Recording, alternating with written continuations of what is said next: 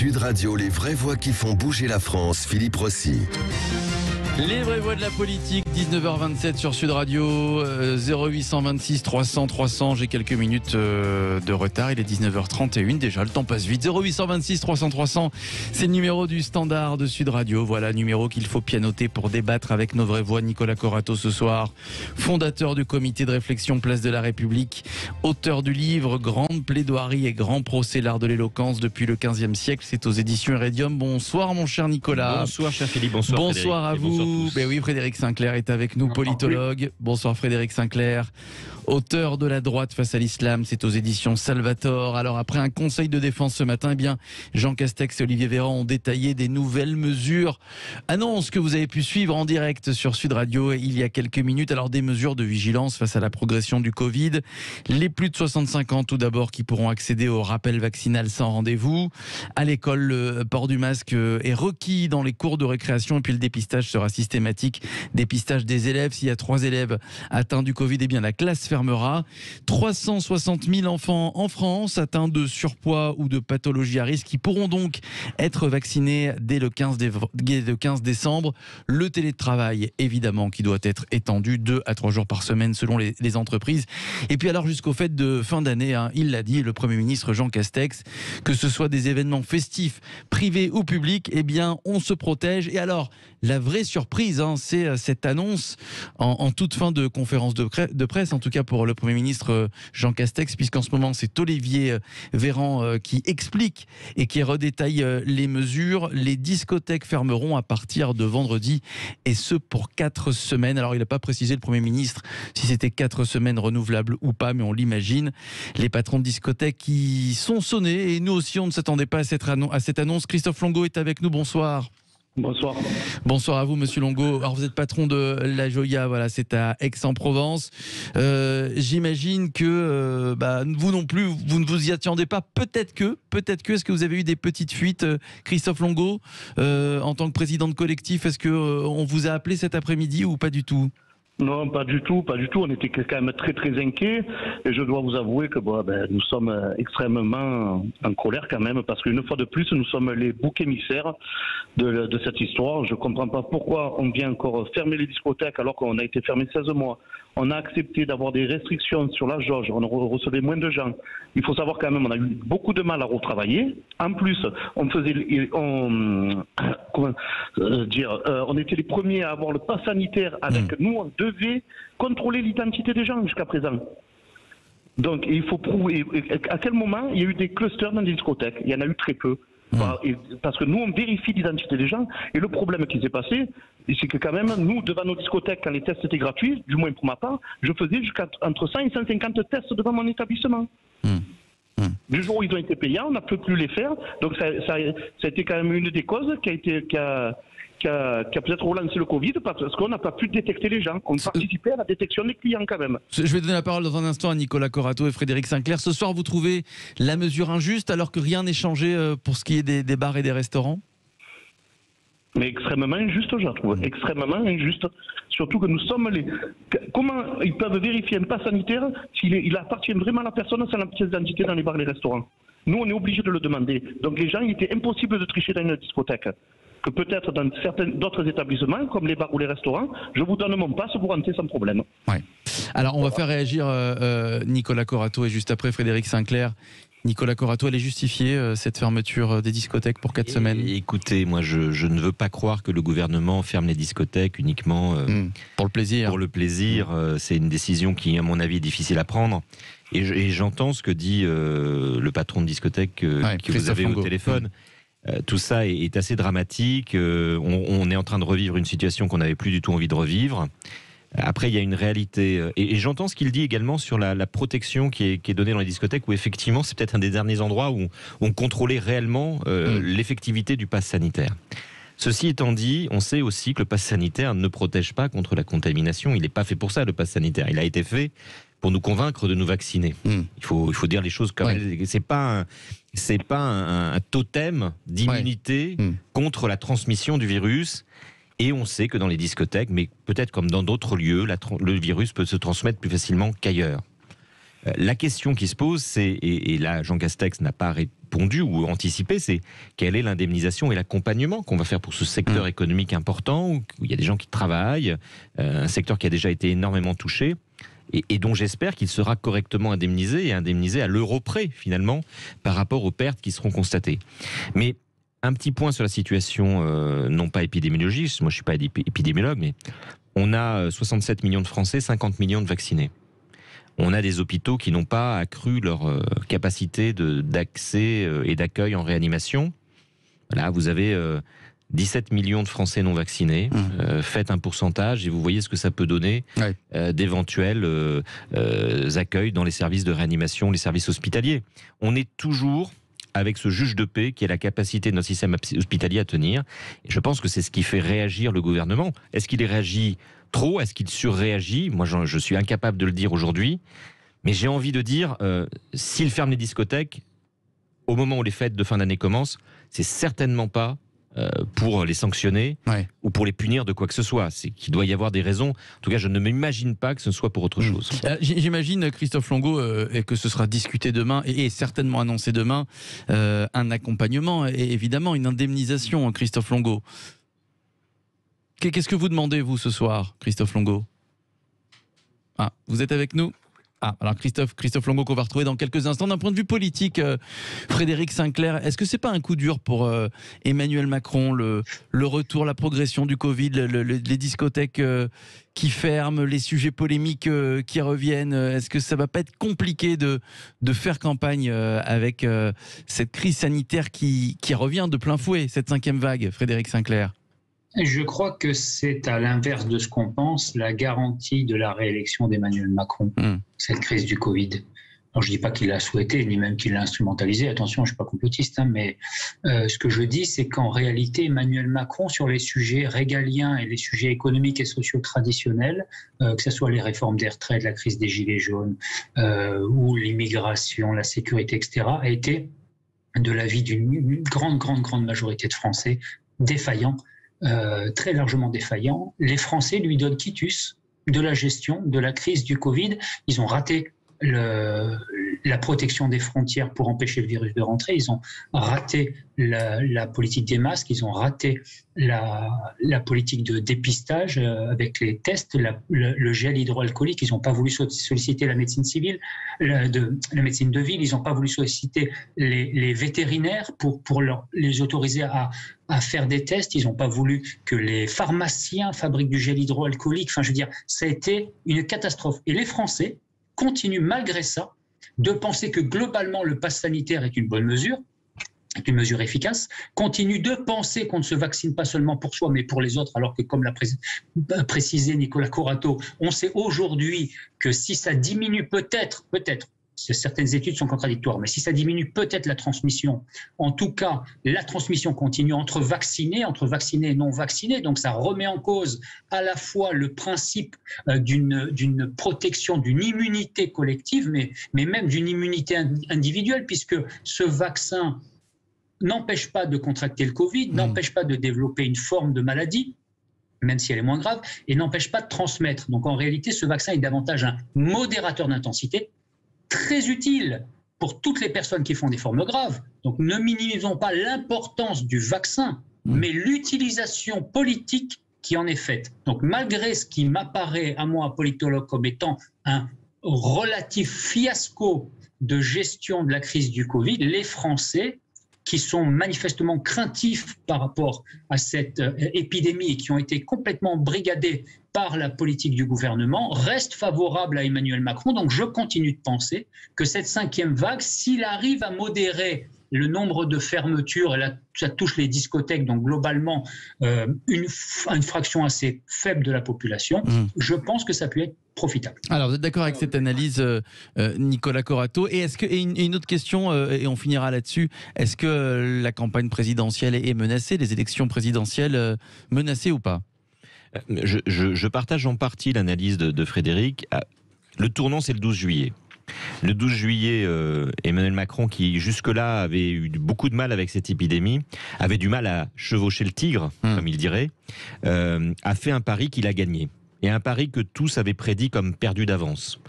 Perdu d'avance sur le schéma des libertés publiques, perdu d'avance sur le schéma de l'épidémiologie, bref. Il nous impose le pass sanitaire, c'est un recul des libertés publiques historique inédit dans l'histoire de la République française depuis des décennies, mais ça passe. Ça passe et ça marche. Et très certainement aujourd'hui, le fait que les hôpitaux tiennent, tient au fait que ce pass sanitaire a été instauré et a convaincu ou forcé beaucoup de Français à se faire vacciner. Donc ça, il faut...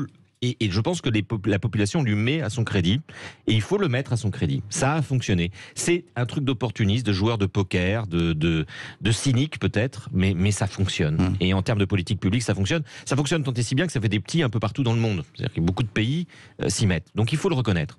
Après, vous posez la question de la présidentielle, c'est une vraie question. Moi, j'ai noté ce dimanche qu'on parlait beaucoup des derniers meetings de campagne présidentielle, alors que la campagne présidentielle vient à peine de commencer. C'est un vrai sujet. Est-ce que on va accepter, nous, peuple français, une élection présidentielle d'une certaine manière coupée de meetings, de réunions publiques, de porte-à-porte, de tractages sur les marchés, de rencontres avec les candidats? Est-ce que nous allons accepter cette campagne low cost à la présidentielle? C'est une vraie question. C'est une question qui va être débattue, je pense, dans les semaines à venir. On a déjà changé les dates des présidentielles. Oui, c'est vrai.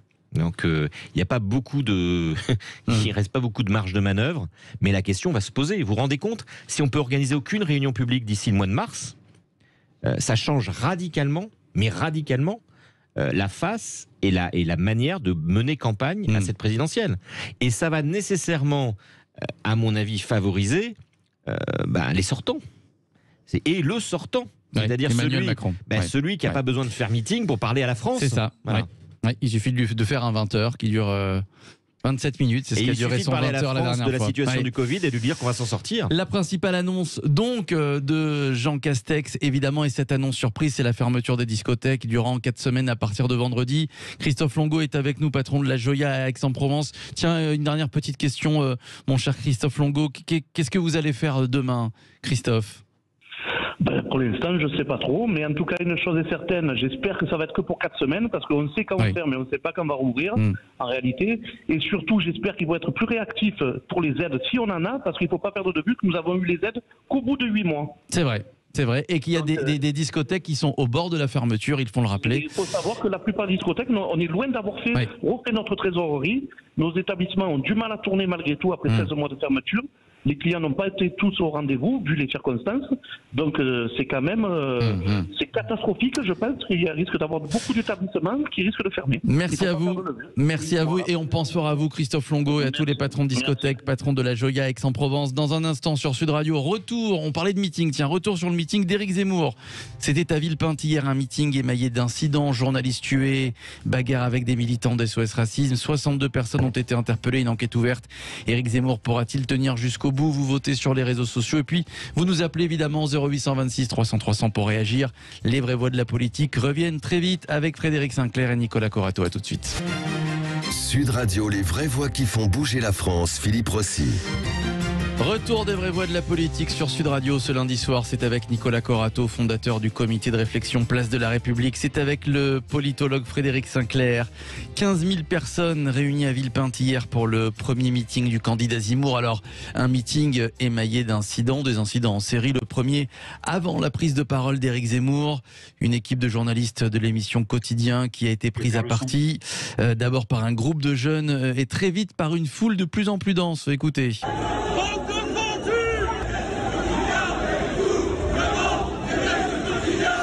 Voilà, vous avez entendu un bande de vendus, tout le monde déteste Quotidien. Ensuite, Éric Zemmour, alors qu'il montait à la tribune, a été agrippé au cou par un homme qui a tout de suite été exfiltré puis interpellé. Enfin, et c'est certainement la scène la plus violente, des militants d'SOS Racisme pris à partie, agressés par des spectateurs alors qu'ils tentaient un happening. Au moins 2 personnes étaient en sang, dont une jeune femme, le visage ensanglanté, qui a fait le tour des réseaux sociaux.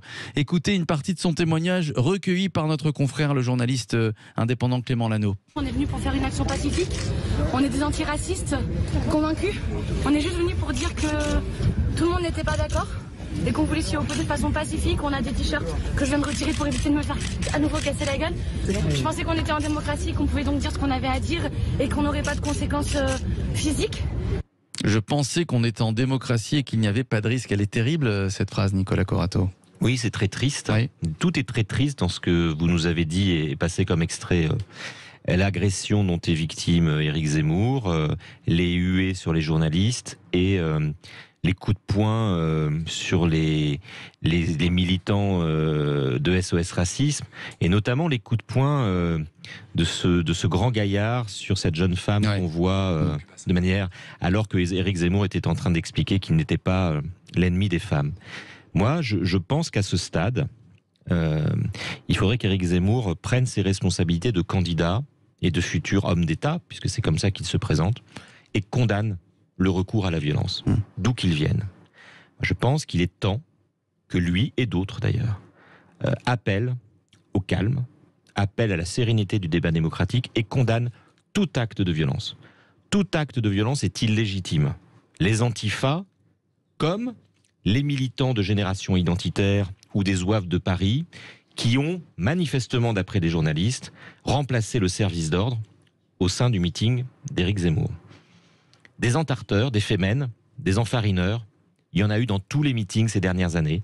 Et à chaque fois, que ce soit chez François Hollande ou chez Nicolas Sarkozy, c'est le service d'ordre qui les a exfiltrés, ça s'est passé en douceur.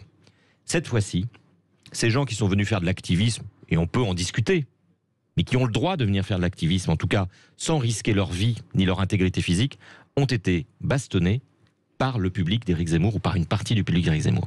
C'est inacceptable et Éric Zemmour doit le condamner. Parce que s'il ne le condamne pas, à mon avis, il s'affranchit complètement. Alors non seulement du camp républicain. Il ne l'a pas condamné, mais il y a une vidéo qui tourne également sur les réseaux sociaux. C'est vrai qu'aujourd'hui, avec les portables, on peut tout filmer à un instant T. Et on voit malheureusement une partie du service d'ordre d'Éric Zemmour remercier certaines personnes qui ont agressé ces militants. Merci d'être venus, merci de nous avoir aidés. Là aussi, c'est une scène malheureuse, triste. Je pourrais profiter de la situation pour qualifier ce genre de réaction et qualifier politiquement ce genre de réaction. Je ne le ferai pas parce que je pense qu'Éric Zemmour doit faire preuve de responsabilité politique et dénoncer la violence qui s'est exercée pendant ce meeting une fois pour toutes, parce que sinon ça va continuer. Et ça ne fera que s'accentuer. Alors, est-ce qu'il pourra aller et tenir jusqu'au bout, Éric Zemmour, Frédéric Sinclair, si à chaque fois qu'il se déplace ou qu'il fait un meeting, il y a des incidents de ce genre et cette violence? Ça va être compliqué, non? Écoutez, si on croise les deux sujets du soir, des meetings, il risque de ne pas y en avoir beaucoup. Ouais. Donc, ça va régler la question. Mais... deux choses. Tout d'abord, quelque chose qui va heurter peut-être une partie de nos auditeurs et peut-être même Nicolas Corato. Je pense que ce qui s'est passé dimanche soir est en grande partie anecdotique. Pourquoi ? Anecdotique, pourquoi ? Parce que quand on a 10 à 15 000 personnes, on ne connaît pas le chiffre avec précision, mais voilà, il y a quand même beaucoup de monde. Une dizaine de personnes qui se tapent dessus, c'est absolument en réalité incontrôlable. Premier point, c'est-à-dire que vous allez dans n'importe quel meeting, s'il y a des personnes qui sont prêtes à en découdre et qui sont là pour en découdre, vous ne pouvez pas les filtrer parce que vous ne pouvez pas les identifier à l'entrée. Ensuite, la deuxième chose, c'est que fondamentalement, on regarde toujours les images en ciblant la partie centrale, c'est-à-dire le moment où les chaises sont par terre et où tout le monde se saute dessus. En réalité, ce qu'il faut regarder, c'est le début de cette séquence où on voit une personne qui arrive en courant et qui fonce dans les 5 militants. On a oublié en réalité ce qui se passe dans un meeting comme ça où les 10 à 15 000 personnes sont pleines de cette frustration politique accumulée pendant des années et qui voient ceux-là même qui, à l'extérieur du meeting, font le coup de poing et forcent les forces de l'ordre à ramener le calme et à les protéger quand ils rentrent, les mêmes qui sont à l'extérieur et qui ont poussé Éric Zemmour à déplacer son meeting à Villepinte, les mêmes qui, chaque fois qu'il y a une manifestation, quand bien même elle serait populaire des Gilets jaunes, sont présents, cassent et violentes. Ce sont ceux-là qui, sous prétexte d'antiracisme, se retrouvent à l'intérieur et disent « nous, on est là juste pour faire passer nos idées ». Il y a une forme d'hypocrisie incroyable dans cette scène-là, ce qui fait que finalement, quand on regarde l'ensemble du tableau, on se dit « oui, évidemment, il y a 5 militants antiracistes qui vont traiter 15 000 bonhommes de racistes ».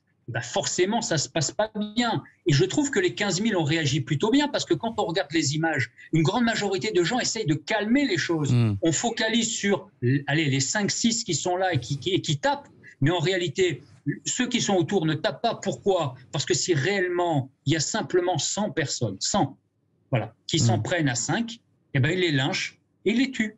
C'est comme ça que ça se passe. C'est ça la vraie vie. Je pense que la vraie question aussi, c'est la violence du discours d'Éric Zemmour depuis des mois et des mois qui font qu'à son meeting, il y a des gens qui se sentent tout permis. C'est ça aussi la vraie question, non, Nicolas Corato? J'aimerais qu'on accueille Olivier, il nous reste 3 minutes.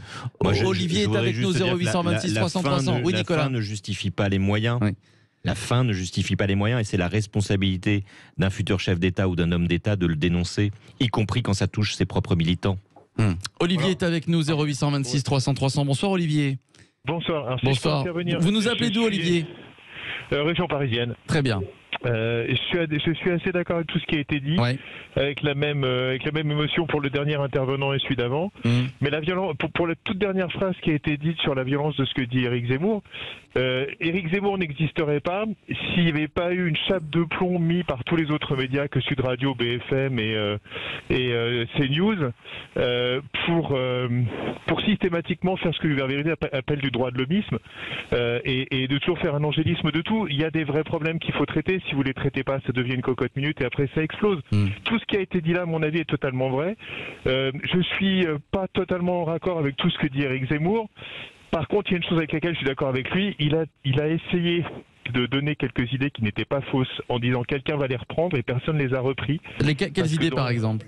Eh bien alors ce qu'il appelle lui le grand remplacement, mais moi ce que j'appellerais plutôt la dilution des cultures, en tout cas le remplacement des cultures. C'est pas une histoire de remplacement. Regardez par exemple, c'est typique cette histoire-là. Qu'est-ce qu'un grand remplacement? On a une culture qui remplace une autre ou une population qui remplace une autre. Comment savoir si ce processus est en marche? On ne demande pas combien il y a de participants à un temps X. On dit combien il y a de participants à un temps X et quelle est la dynamique qui est en place. Mais la dynamique, on n'en parle jamais dans les médias. Moi, je ne peux pas savoir s'il y a un vrai grand remplacement. On me dit en ce moment, il y a 10% de musulmans en France. Ok, tiens, super, mais je ne peux rien faire de ça. À 90% de non-musulmans et 10% de musulmans, pas de souci avec les musulmans. Maintenant, si on me dit il y a 10% de musulmans en France, ils font 2,5 fois plus d'enfants que les non-musulmans. Dans 20 ans, je sais que le rapport sera différent. La dynamique va compter. Et dans ce pays, moi qui ne suis pas spécialement pour ou contre ces histoires de religion, je me dis, à chaque fois qu'on me dit quelque chose, il me manque un élément pour pouvoir voir les choses en perspective. Et ça, c'est hormis vous, dans cette radio et deux autres chaînes, pendant des années, il était impossible d'avoir de vraies infos. Oui. Avec Éric Zemmour, vous les avez, ces vraies infos, Olivier? Je reconnais Éric Zemmour, je ne sais pas si je voterai pour lui, mais je reconnais un truc, c'est qu'il a recentré le débat sur des problèmes qui me paraissent être des problèmes réels. Après, tout le monde s'en est emparé. Alors, obligé tout le monde à en parler. Est-ce que vous êtes sûr, en quelques secondes, Nicolas Corato et Frédéric Sinclair, est-ce que le grand remplacement, par exemple, ça intéresse vraiment les Français? Est-ce que c'est vraiment ce qui les intéresse, au fond? Est-ce qu'il pose vraiment le sujet qui préoccupe vraiment les Français en ce moment? Je pense Éric Zemmour. Le grand remplacement, d'abord, Éric Zemmour a clarifié pendant son meeting, parce qu'on nous avait dit qu'il y croyait pas, qu'il y croyait plus. Bon, il a recité le grand remplacement, donc on est sûr que ça fait partie de son programme. Ensuite, est-ce que ça intéresse les Français? Je pense que ça fait partie des grandes peurs qu'on agite. Je pense que ça intéresse une partie des Français. Moi, j'ai pas de problème à ce qu'on débatte du grand remplacement. Ça fait partie du débat démocratique. La seule chose que je demande, c'est qu'on ne débatte pas à coups de poing, dans un camp comme dans un autre. Et c'est la responsabilité d'Éric Zemmour de remettre ce sujet-là sur le champ du débat politique et pas du débat punitif. Merci à Nicolas Corato, fondateur du comité de réflexion Place de la République. Grande plaidoirie et grand procès, l'art de l'éloquence depuis le XVe siècle. C'est le livre de Nicolas aux éditions Iridium. Merci à vous, mon cher Frédéric Sinclair, politologue. La droite face à l'islam aux éditions Salvator. Merci à vous, Olivier, d'avoir réagi, débattu avec nous. Dans un instant, le Loft Musique.